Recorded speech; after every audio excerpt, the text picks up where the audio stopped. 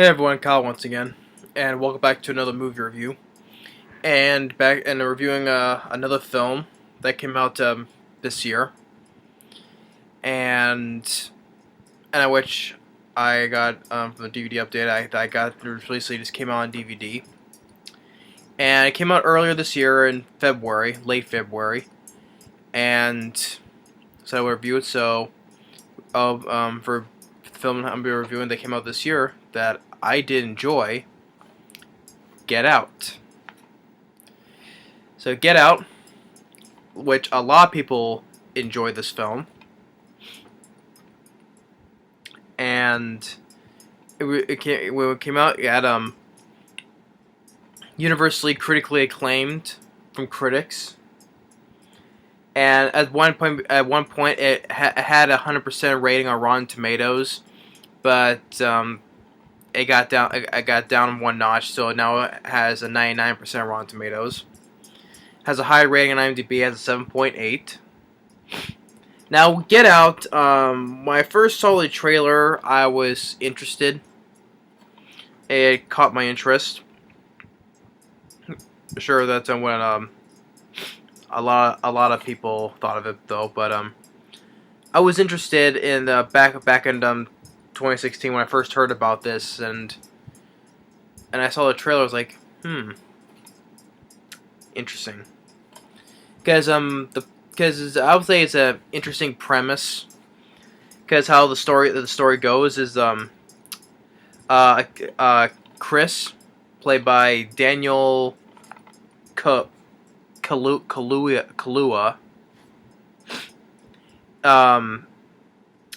He's a black guy, and he has a white girlfriend named Rose, and they go off to see her parents. This kind of like a big house in the middle of nowhere, almost like. And I'll go furthermore into the film that it gets more weird and weird for Chris as he's staying there. And I thought it was kind of an interesting really interesting film, and especially how another thing that was interesting how for the director of the film, and then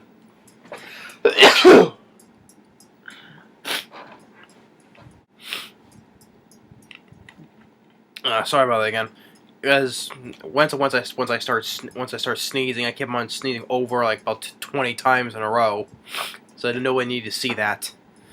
But as I was saying, I'm also interested in how for the director of the film, it's directed by Jordan Peele, which he's like from Key and Peele, with his co-star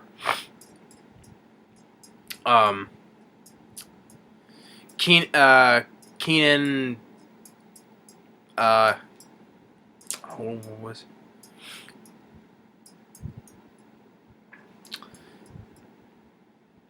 it? I know it was like Keenan, I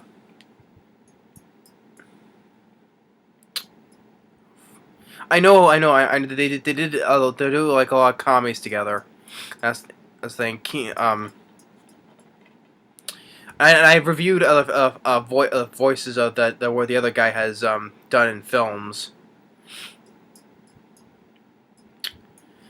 I know it's Key, his last name. Michael Key, that's his name is. I don't know why I keep on forgetting that. Yeah, but Key, whether they stand-up comedies together. And I thought he was an interesting choice for a director, and for his first time directing, he did a really great job in the film. Directing the film, he did it really great, and I thought the acting was well acted. I thought that Daniel Kaluuya, he did a great job as Chris. He's a guy that I was rooting for, and at the same time, I felt pretty bad for him. So. And the supporting cast, they also did really good as well.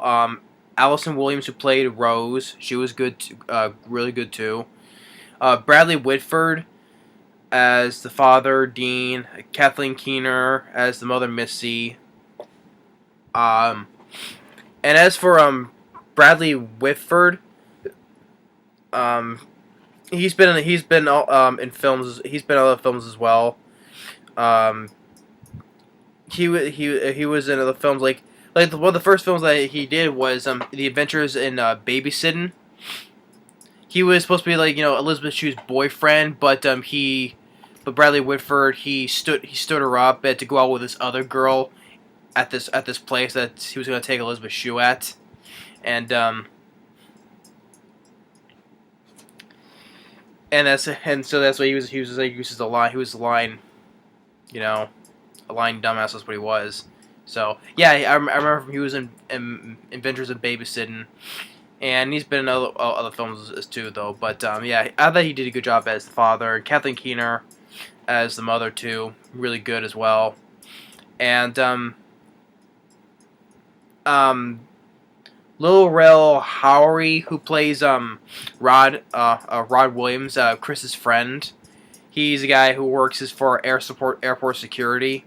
I thought he did really good as well. He was and I know that those are the things that he would in films he'd be like the typical the comic relief of the film.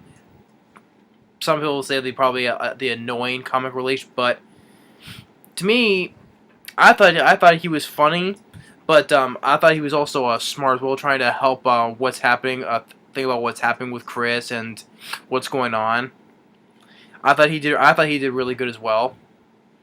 Um,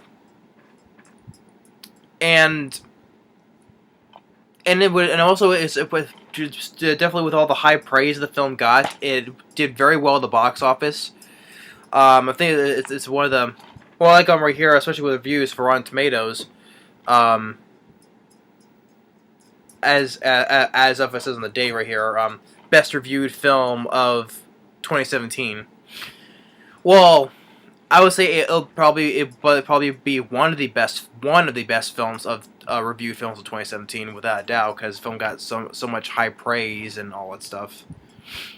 But it made it. I would say it's probably one of the biggest hits of the year, with a very small minimum budget of like 4.5 million.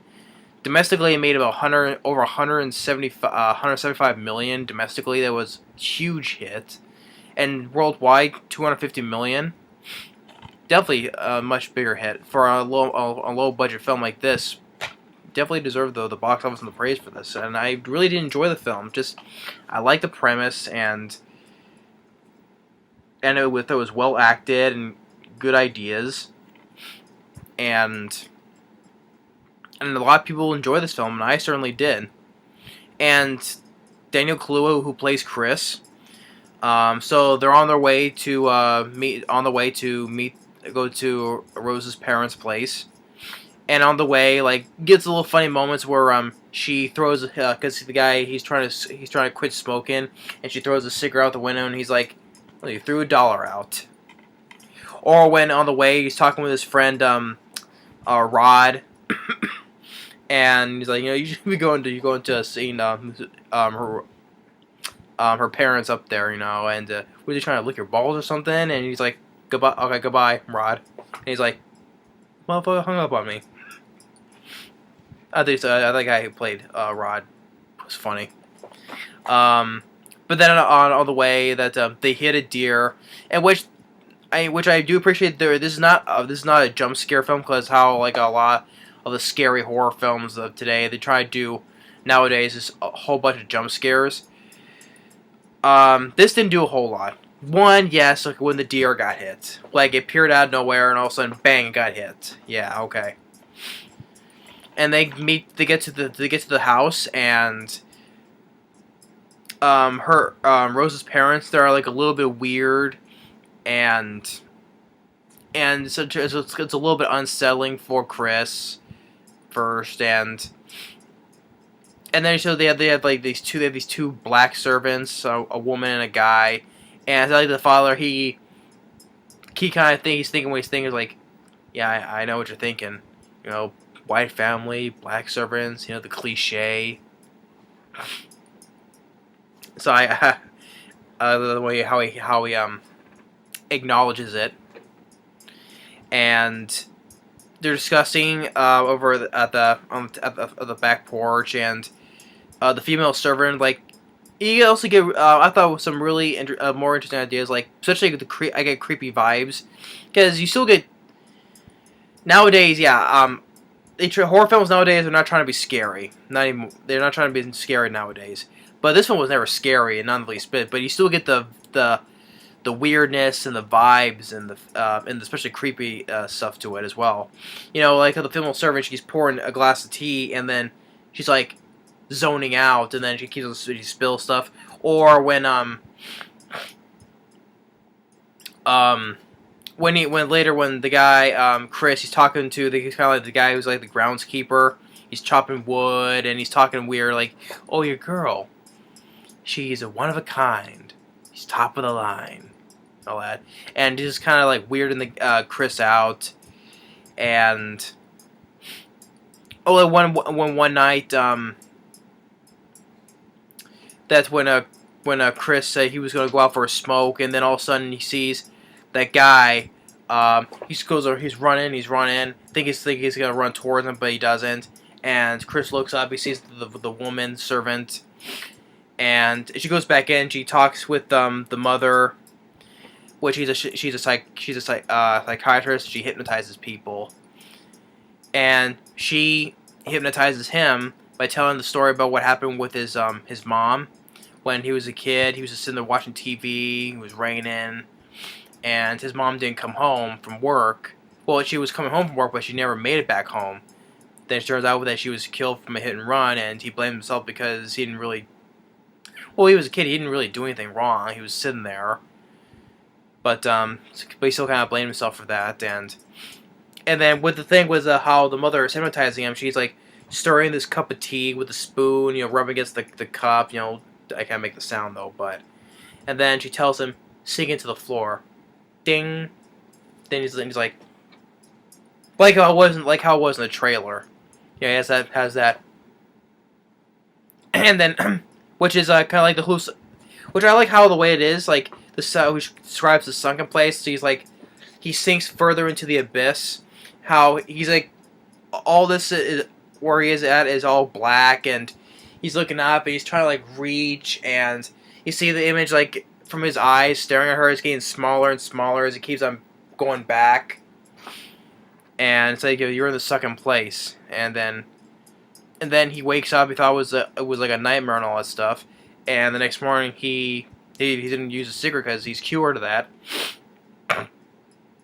And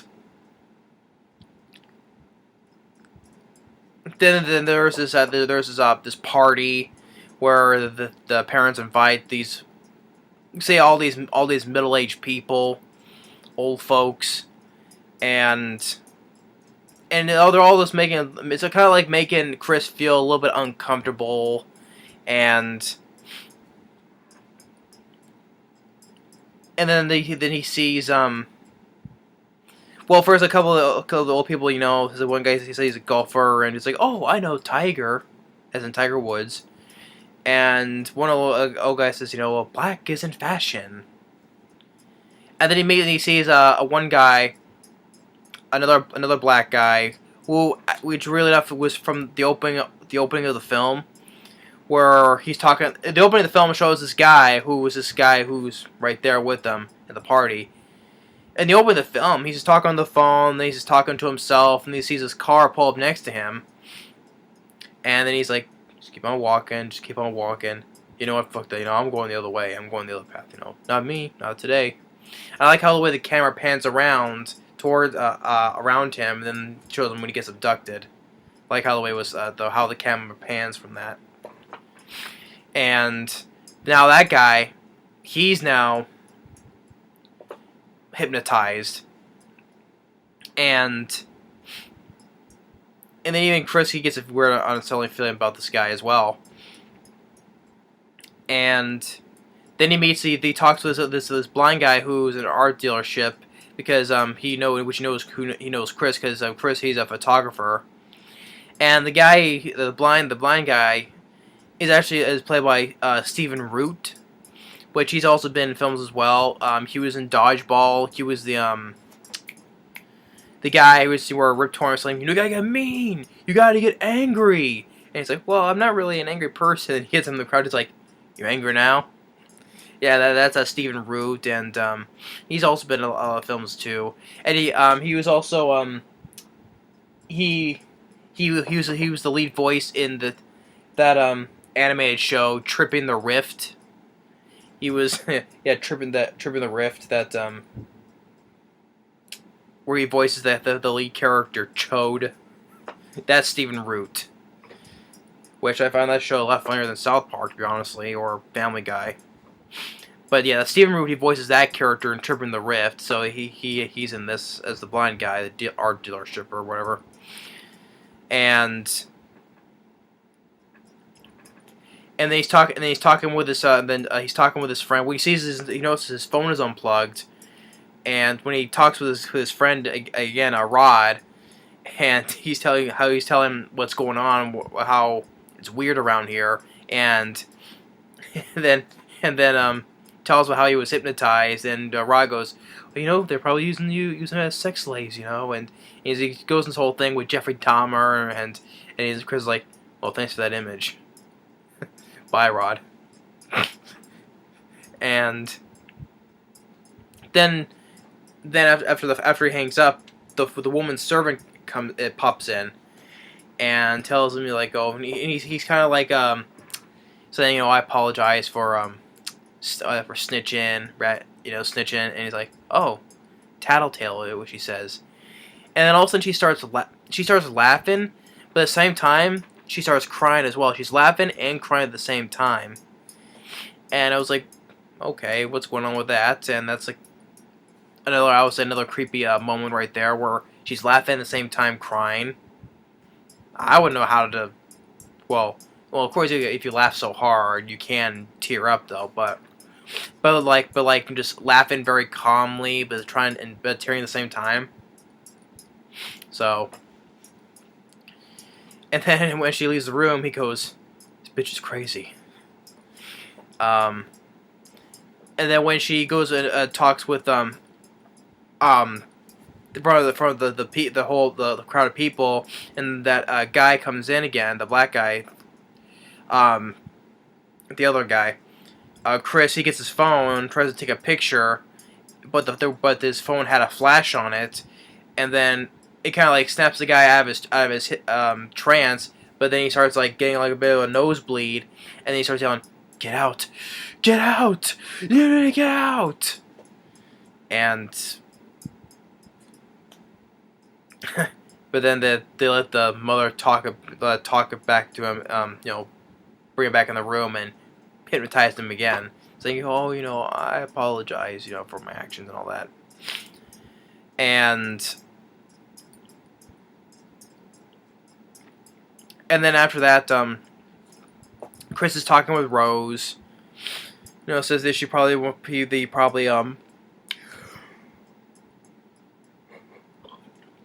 wants to leave. And although what the relationship with Chris and Rose, I thought was pretty good. Well, of course, if everyone knows the film until the end parts, but up until the build up they had together, I bought that they were they loved each other. Like even at the beginning of the film, I forgot to mention, like after the deer incident, that a cop comes, and the cop is asking for Chris for his license, and the girlfriend defends him because he wasn't the one driving. It's like, why do you need his license? That's bullshit. So I like that, she kind of showed that she cared about him, and how she defended him. And you bought that they were kind of, they were love each other until up to the point where, which I'll get into. Well, I would say that everyone has seen the film by now, but still, as they're talking, and you see Bradley Whitford doing showing these fingers, number, for like a 5 or 3, in silent, and everyone's holding up all the old people. They're holding up all these bingo cards, like bingo. They're not playing bingo, holding these bingo cards, and it shows that Stephen Root, he won that bingo part. As the camera pans away next to Bradley Whitford, like right here, it's a picture of Chris, and I'm like, what are they doing with a picture of Chris? And they're doing something, which you find out well after this part though, but which it'll be explained, but after that, then Chris sends that picture of that guy to Rod, and he knows who the guy is, and and he's like, see, I know it, sex slave. You know they're doing some eyes wide shut. You need to leave. And then his battery died, and then so he needs to get out before that, he finds like a little compartment in the closet where it has pictures of Rose with these other black guys, and he said he was going to leave, and he confronts by the parents and Rose's brother, and he's saying, "Where are the keys? Where are the keys?" And of course, I think it turns to the point where, yeah, I knew. I kind of saw this coming, where I knew that the Rose, the girlfriend, is in on it as well. She's in all this whole thing. I knew that though because it's a, they're not trying to do, well, not how I explain it. It's something that you've seen in horror films in the past that has done that type of thing before, where someone's in on the thing. Well, they pretend they're not in on it, but until it's finally revealed that they are in on it. That's what I'm trying to explain. That type of cliche. I expected that though. I wasn't totally, oh my god, that was such a twist. That's something that I expected, saw that coming. But still, like I said, as I was saying there, I was buying that that she cared about him until this whole time she was playing him. And the mother hypnotized him again, ding on the teacup, and sends him falling back, and you see him fall back into that abyss as the image of him panning out. And then they tie him to the chair in this basement. And while this is going on, Rod, he's getting worried, that he's not calling back, and because he was at Chris's place because he was watching his dog, and he goes to the police to try to explain the whole situation, and the cops, they just laugh at him. Of course, they don't believe him. But but I like how the guy, he puts he knows he puts two and two together, where he calls his phone again, and then Rose picks up, and he's like, "Where's Chris?" And he's like, "Oh, he left 2 days ago." What? And he catches her in the line. He catches her a line, and he's like, "Oh, can I mute for a second?" He's like, "You lying bitch! I knew you're lying. I'm gonna record this. I'm gonna record the shit out of you." So record, unmute, and okay, go ahead. And I like how he puts two and together, and it's like the one thing I will say when it comes to the end. So he definitely knows something is up. So. And then with Chris, he's sat in the chair, and he sees the TV in front of him, and he sees Stephen Root, and which he explains everything, that how it's basically how all these old people that they've been, which he says, it doesn't matter if you're what color you are, is that the old people, they just want to, whatever they have, because they're, wherever they're ill, whatever, they transplant like their brain and puts it into them, into the victims, so that they can become them, because, and then with the mother hypnotizing them, is that with the image like you saw Chris sink into the abyss, that's his subconscious, very sliver of it, that you can still see or hear, but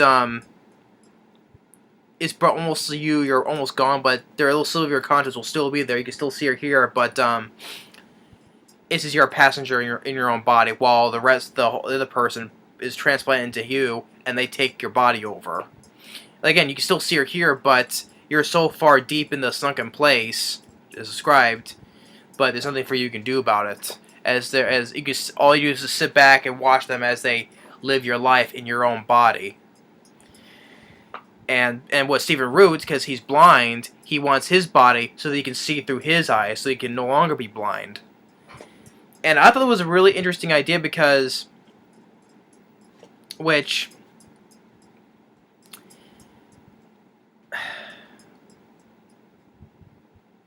I'm sure the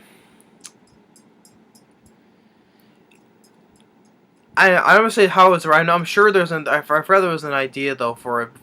Oh yeah, that's one thing I remember. Yeah, it reminded me because it reminded me of the X-Files, the sequel.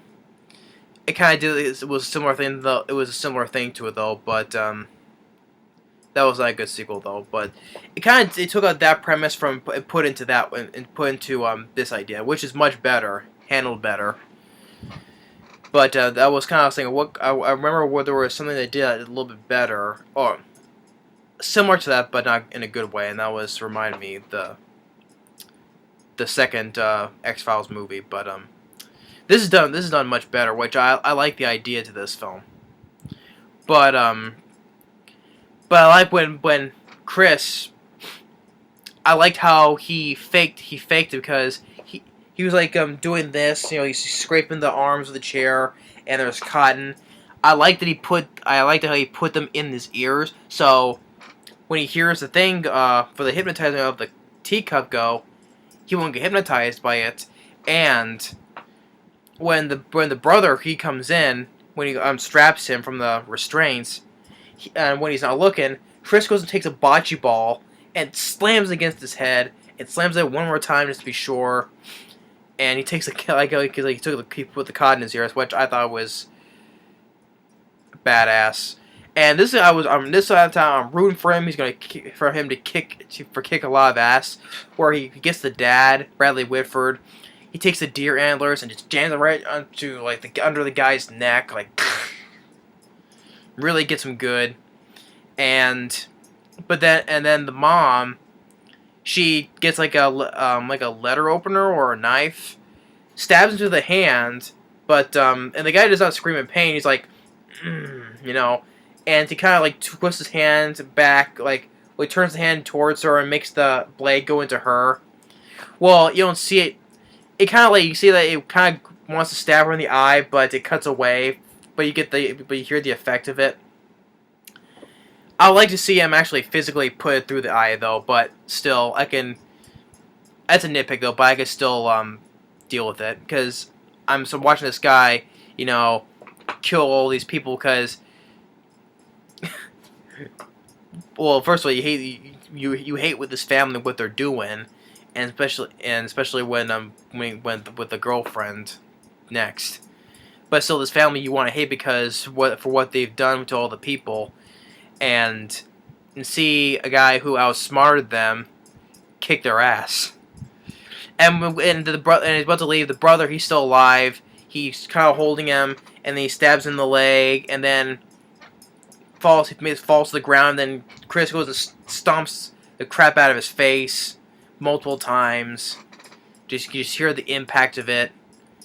And he gets away in their car, but the female servant, which is actually the girl's grandma, and same thing with the guy who was the groundskeeper. That's the grandpa. So he transplanted into their brains into those people, so they can live further on their life. But he didn't know that though, because he gets the car, hits the woman, and think about reminding him of his mom with the hit and run thing. So he puts her in the car. But then you can see the scar on where the transplant was on her head. It's like, you look what you did to my house. And makes him hit a tree, and she dies from that. And Rose comes out with a gun and goes like, "Get him, Grandpa!" And the grandpa's running and tackles him, but Chris able to get the flash on the camera and snap him out of the trance. And the guy is like, "Give me the gun," and shoots Rose. And then I guess the guy, well, whoever the guy was from the subconscious who'd been taken over, I guess, cannot live what he had been through, for in case the guy who's now in his head comes back, so he goes and shoots himself. And so Rose, she's lying there from the gunshot wound. Chris is about to strangle her, but he doesn't. I guess he kind of still loved her though, but he's gonna let her bleed to death then. And then the cop car shows up, and then, which people were thinking of the whole thing, because I remember I saw this in the theater, and it was people like, "Oh," but then when the person gets out of the car, it's Rod, and I'm sitting in the theater, and we hear all the people go, "Yeah, yeah." Literally, that's people will say, "Yeah." They were kind of like cheering, and I didn't go along with the crowd, but I was like, yeah, that's right. Although part of me I would like to see Rod get there before to help Chris out, to help him escape from the house. I like how he put two and two together, figured out that the girl was lying. He drove there and gets there, before, to help Chris sneak into the house. Well, he sneaks into the house and finds Chris in the chair and helps him get out of the restraints. And how they two had to fight off the family. Part of me wished that could have happened, because I was liking Rod, and I wish he got there sooner and helped Chris get out of the house. But I'm fine with him. He shows up and he's like, "Oh shit, Chris," and I like how the girls like, "Oh." And so he gets in the car and he's like, "And I told you not to go in that house." And he's like, "How'd you find me?" "I'm T.S. motherfucking A. That's what we do. Handle this. Consider the situation fucking handled." And then they just drive off, and then she dies. And then the title, Get Out. So yeah, I really enjoyed this film. And I was intrigued by the trailer, and I was interested, from the title back when they started hearing about this film. And I enjoyed it. I'm really glad I saw it, and I'm glad a lot of people enjoyed it too. And I like the fact that the ending was not depressing, because usually a lot of horror films today, they have a lot of a downbeat ending. Well, not all of them, but I would say probably about 90% of the horror films have downbeat endings, and there's a slim 10% of them. But this one didn't have that, and I'm glad. Which there's an alternate ending, which I would say I'm glad that the original ending that Jordan Peele went for this. It's makes it much more satisfying. And I thought he did a really great job directing. I thought the score by Michael Abels, I thought it was a pretty decent score. And Daniel Kaluuya, who played Chris, really great. I was rooting for him. See the difference? Someone that I felt bad for, and I wanted to root for him. Gets kicked a lot of ass.